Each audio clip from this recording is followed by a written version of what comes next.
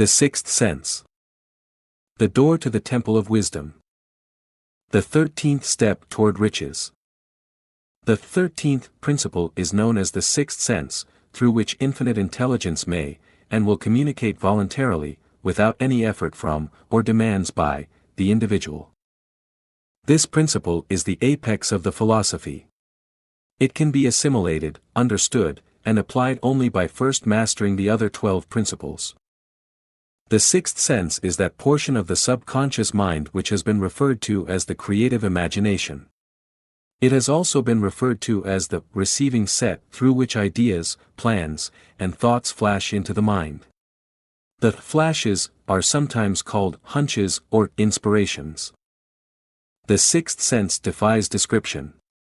It cannot be described to a person who has not mastered the other principles of this philosophy, because such a person has no knowledge and no experience with which the sixth sense may be compared. Understanding of the sixth sense comes only by meditation through mind development from within. The sixth sense probably is the medium of contact between the finite mind of man and infinite intelligence, and for this reason, it is a mixture of both the mental and the spiritual.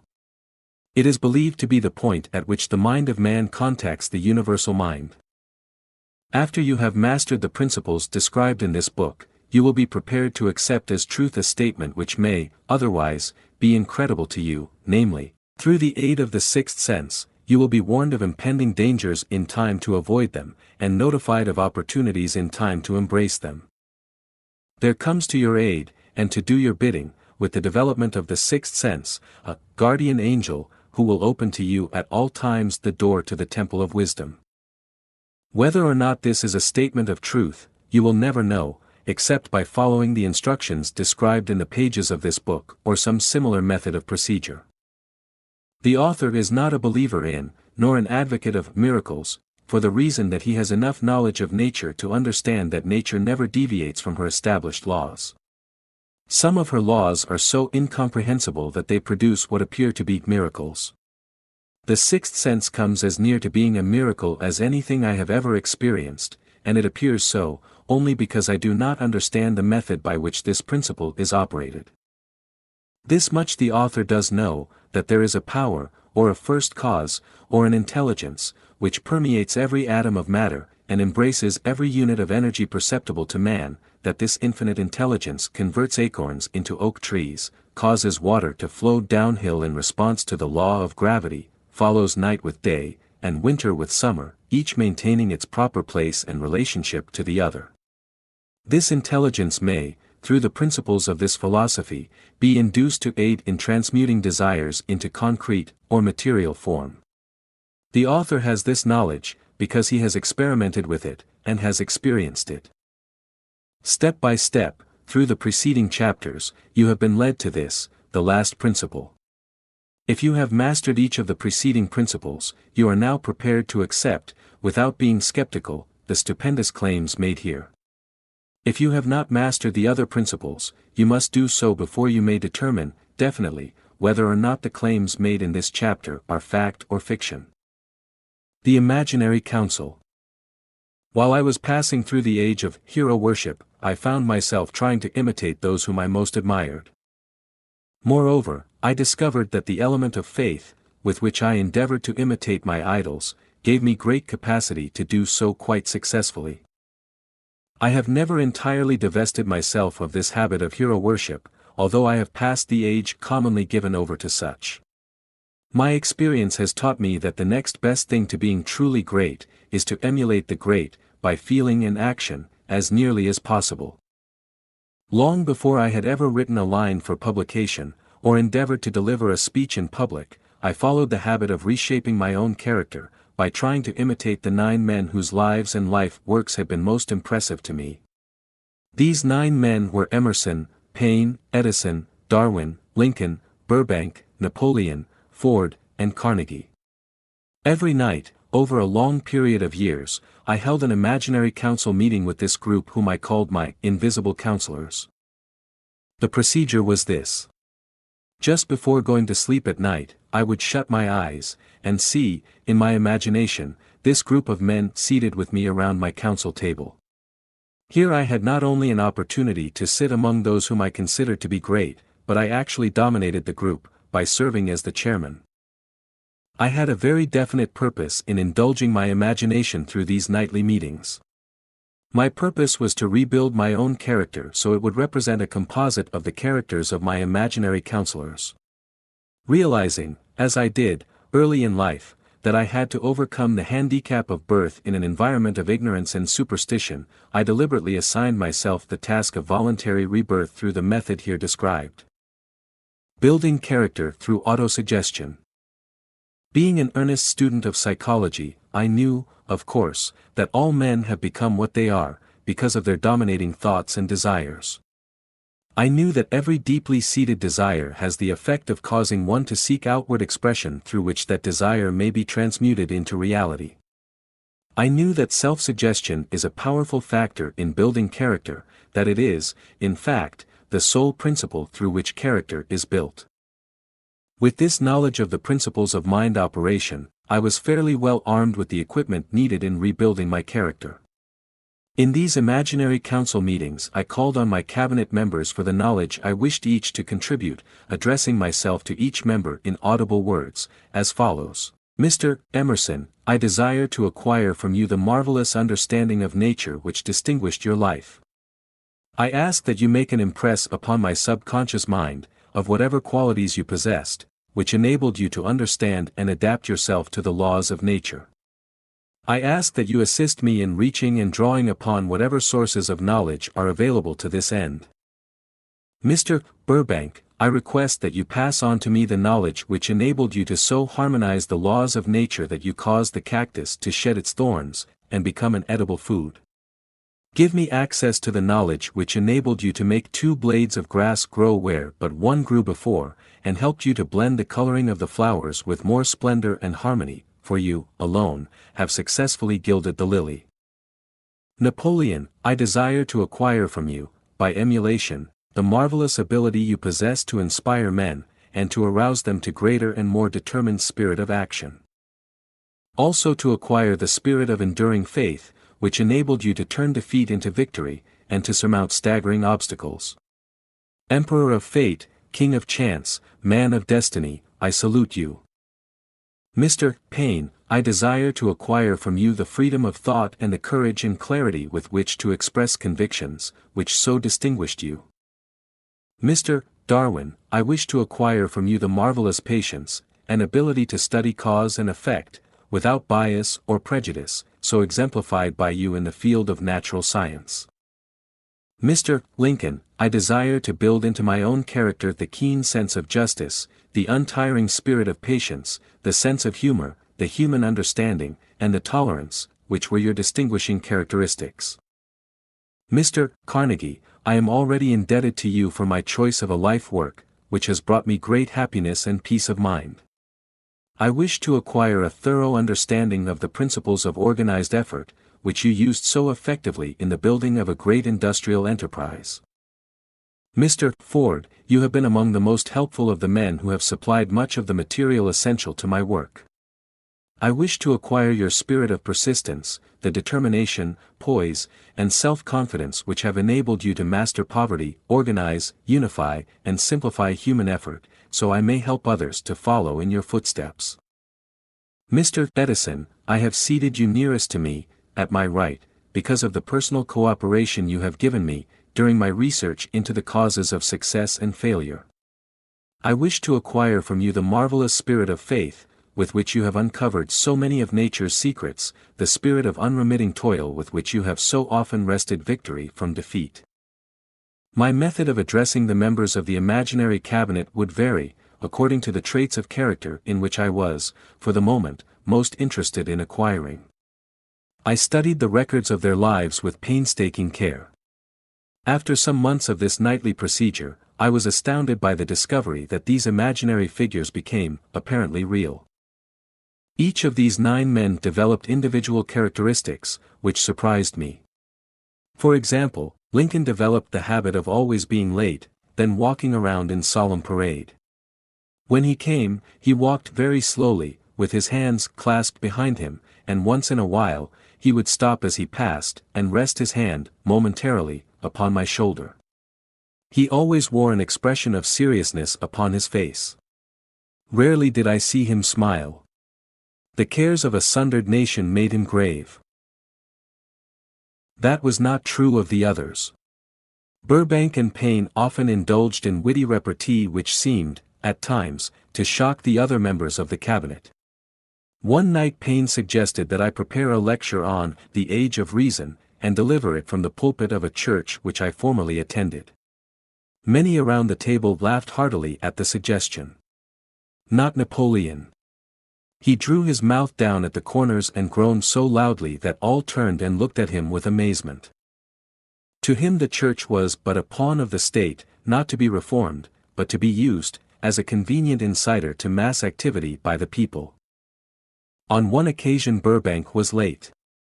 When he came, he was excited with enthusiasm, and explained that he had been late, because of an experiment he was making, through which he hoped to be able to grow apples on any sort of tree.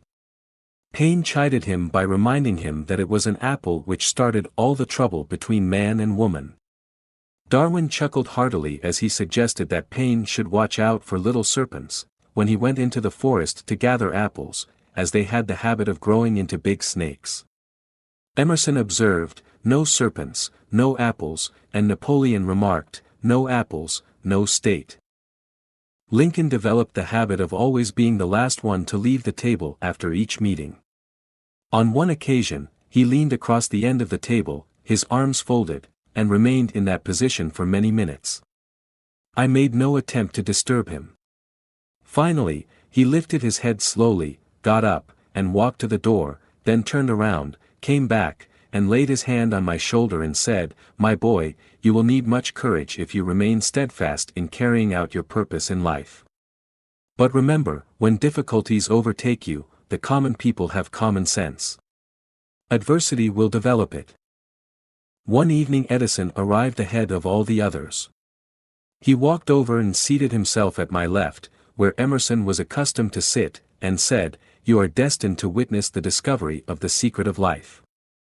When the time comes, you will observe that life consists of great swarms of energy, or entities, each as intelligent as human beings think themselves to be. These units of life group together like hives of bees, and remain together until they disintegrate, through lack of harmony. These units have differences of opinion, the same as human beings, and often fight among themselves. These meetings which you are conducting will be very helpful to you. They will bring to your rescue some of the same units of life which served the members of your cabinet, during their lives. These units are eternal. They never die. Your own thoughts and desires serve as the magnet which attracts units of life, from the great ocean of life out there. Only the friendly units are attracted, the ones which harmonize with the nature of your desires. The other members of the cabinet began to enter the room. Edison got up, and slowly walked around to his own seat. Edison was still living when this happened. It impressed me so greatly that I went to see him, and told him about the experience. He smiled broadly, and said, "Your dream was more a reality than you may imagine it to have been." He added no further explanation to his statement. These meetings became so realistic that I became fearful of their consequences, and discontinued them for several months. The experiences were so uncanny, I was afraid if I continued them I would lose sight of the fact that the meetings were purely experiences of my imagination. Some 6 months after I had discontinued the practice I was awakened one night, or thought I was, when I saw Lincoln standing at my bedside. He said, "The world will soon need your services. It is about to undergo a period of chaos which will cause men and women to lose faith, and become panic-stricken. Go ahead with your work and complete your philosophy. That is your mission in life. If you neglect it, for any cause whatsoever, you will be reduced to a primal state, and be compelled to retrace the cycles through which you have passed during thousands of years." I was unable to tell, the following morning, whether I had dreamed this, or had actually been awake, and I have never since found out which it was, but I do know the dream, if it were a dream, was so vivid in my mind the next day that I resumed my meetings the following night. At our next meeting, the members of my cabinet all filed into the room together, and stood at their accustomed places at the council table, while Lincoln raised a glass and said, "Gentlemen, let us drink a toast to a friend who has returned to the fold." After that, I began to add new members to my cabinet, until now it consists of more than 50, among them Christ, St. Paul, Galileo, Copernicus, Aristotle, Plato, Socrates, Homer, Voltaire, Bruno, Spinoza, Drummond, Kant, Schopenhauer, Newton, Confucius, Albert Hubbard, Bran, Ingersoll, Wilson, and William James. This is the first time that I have had the courage to mention this. Heretofore, I have remained quiet on the subject, because I knew, from my own attitude in connection with such matters, that I would be misunderstood if I described my unusual experience.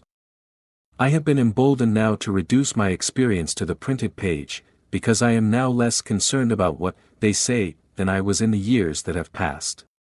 One of the blessings of maturity is that it sometimes brings one greater courage to be truthful, regardless of what those who do not understand may think or say. Lest I be misunderstood, I wish here to state most emphatically, that I still regard my cabinet meetings as being purely imaginary, but I feel entitled to suggest that, while the members of my cabinet may be purely fictional, and the meetings existent only in my own imagination, they have led me into glorious paths of adventure, rekindled an appreciation of true greatness, encouraged creative endeavor, and emboldened the expression of honest thought. Somewhere in the cell structure of the brain, is located an organ which receives vibrations of thought ordinarily called hunches. So far, science has not discovered where this organ of the sixth sense is located, but this is not important.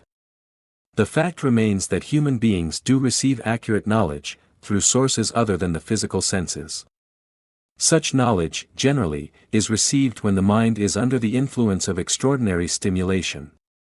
Any emergency which arouses the emotions, and causes the heart to beat more rapidly than normal may, and generally does, bring the sixth sense into action.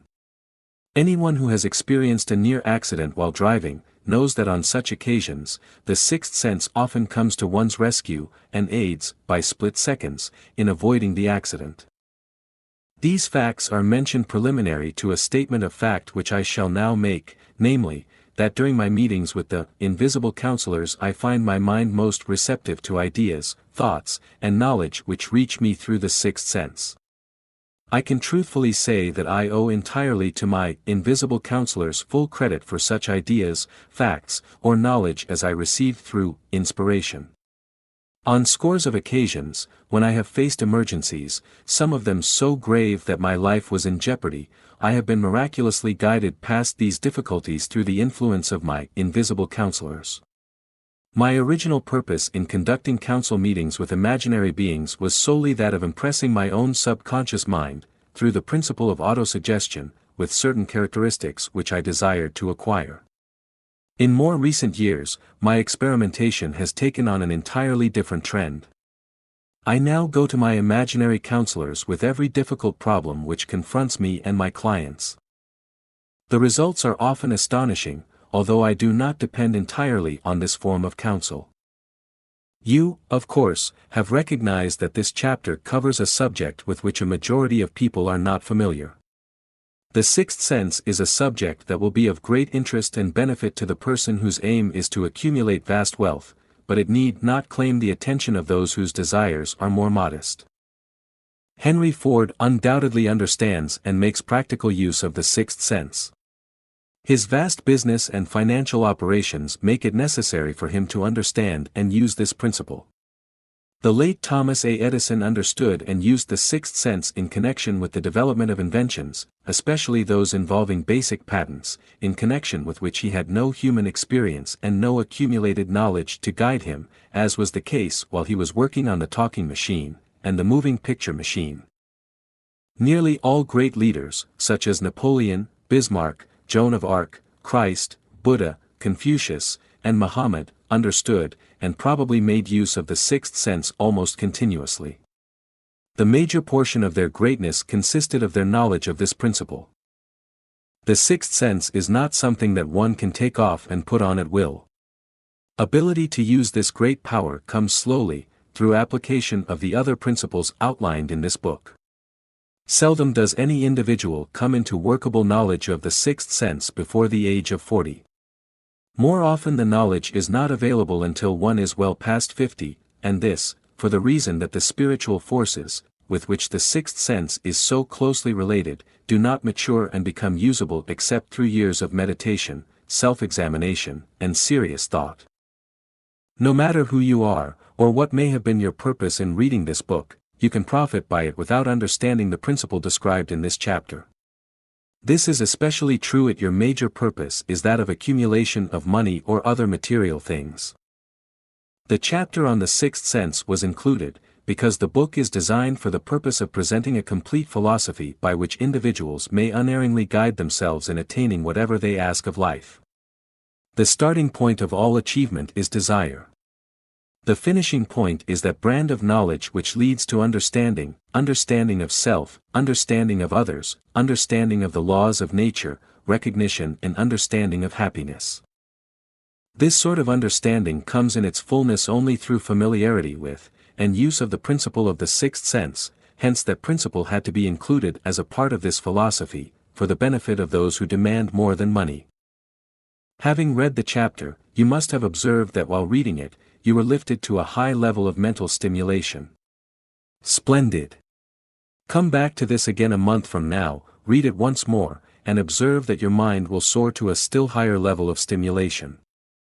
Repeat this experience from time to time, giving no concern as to how much or how little you learn at the time, and eventually you will find yourself in possession of a power that will enable you to throw off discouragement, master fear, overcome procrastination, and draw freely upon your imagination.